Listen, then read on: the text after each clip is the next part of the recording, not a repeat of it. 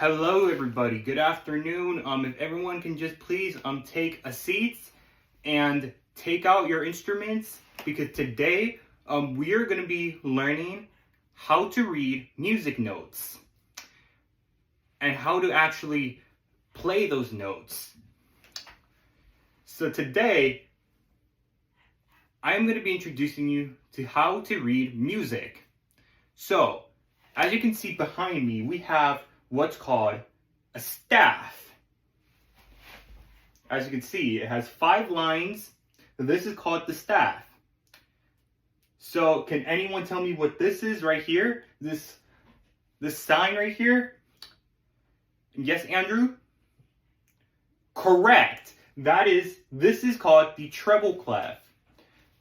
So the clef is used to identify which instrument we're playing, but we're not going to really go into detail with that today in this lecture, because today we're going to be learning the notes, specifically the notes, how to play them, and how to play them on your instruments. So I am also going to be demonstrating this as well. So here we got the clef, and for example, can anyone tell me what note this is right here? This note right here. I just wrote right here. It's at the bottom of the last line. Can anyone tell me what that is? Timothy? Not quite, but that is a good try. How about Elizabeth? Correct. The D string, or the D note. That is correct. So this is the D notes. So when played on an instrument, it's going to sound like the D, which is completely correct. So here, my instrument, everyone does have an instrument. You also have 4 tapes right here that helps so that you can identify which notes is which and how to play them. But I am going to be helping you how to do that today in this lecture. So to play the regular D, you don't really got to use the pattern of the note as this D right here. You just simply play with the D string. So this D, it's that D. So now we're going to be moving on to the strings of the instruments. So as I just played right now, it's called the violin, but my other students will have different instruments, like for example the viola, the cello, and the upright bass. But today we're going to be focused on just the violin for today. So here I'm going to write 4 lines. 1, 2, 3, 4. Here we got G. That's the first note. I gave you that one. Now, can anyone tell me what this one is on the violin? Timothy? Yes, the D string. Can anyone tell me what this string is right here? Brittany? Yeah? Close, not quite there yet, but you were so close. I'll give it to you. It is actually the A string. And lastly, which is the thinnest string and the highest string on the violin, is, Andrew, the E string. Yes. So this is the 4 strings that is on a violin. Correct. So how do you play the A string? How did the A string appear on the staff though? So the A string, or the A note, appears right here. The E string will appear right here when played. And lastly, the G string will be played, or when you play, will sound so low because it's a thick string. So the G string will instead well, it's not going to be anywhere around the staff, so it's going to be somewhere right here. But as you can see, the G string, when you play it, or when you look at it, or where you look at a piece of music, you can see that it's out of the staff, as you can see. So how is it going to appear on a music sheet? So the simplest way to do it is by simply adding two lines like that. We call this low G because of the lines in the bottom. So I am now going to be demonstrating it to you. So here we have the violin. So we got the G string, which is the lowest string. Can anybody see that? So the G string, it's going to be played and should sound something like this.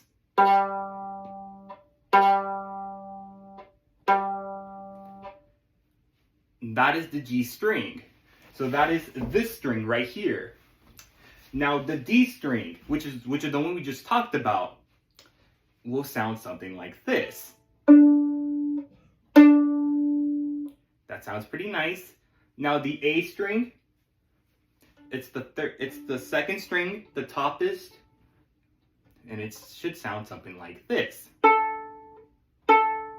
And lastly, the E string, which is the thinnest string on the instrument and also the highest pitched string, which sounds like this.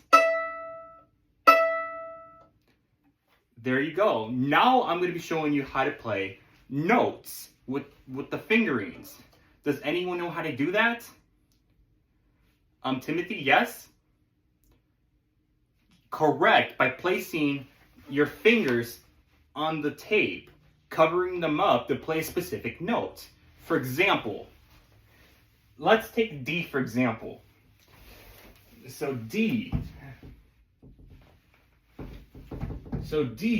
if I put one finger on the D string, this note right here, or this finger covers that up. This will create what's called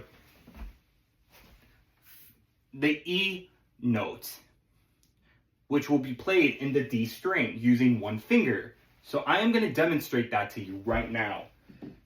And I want everybody else to demonstrate it as well, or to play along with me just to see if you guys really understand. So here in this fingerboard, you're going to put your first finger on the first tape. Cover it up, only the D string, not any string but the D string. So cover it up, the D string, and you're going to play, and it should sound something like this. Do you hear that? That is exactly what it should be heard when you put the first finger on the D string. Now I am going to do something else too. So now we're going to do the E string. So the E string is the thinnest string. What if I put one finger on the E string? So I am going to play it, and I want you guys to tell me what this is. So I'm going to put it, and I'm going to play it, and I want you guys to tell me what this note is.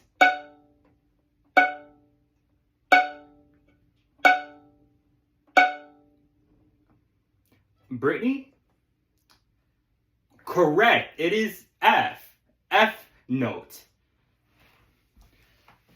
Except there are two different kinds of F notes. There is the F, so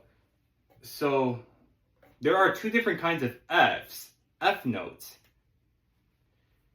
because of its pitch. It might sound kind of confusing, but here, I'm going to demonstrate it right here. So the F notes. So there's two different kinds. We got the F natural, which is the normal F.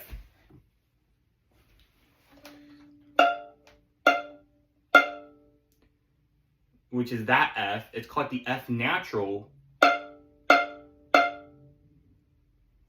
But the F that I just demonstrated was this one. That is what we call F sharp.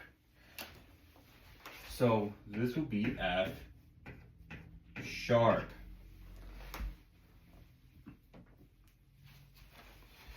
So do you guys see that?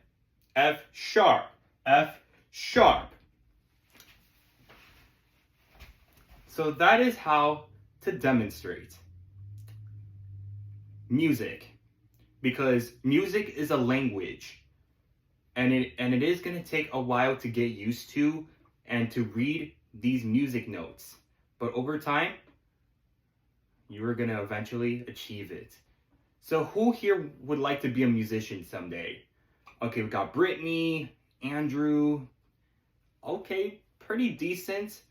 So yes, to practice these notes, use and practice at home with the method book that was given to you by the school. So you want to use that book to practice these notes. Also, learn how to read these notes and play them on your instruments.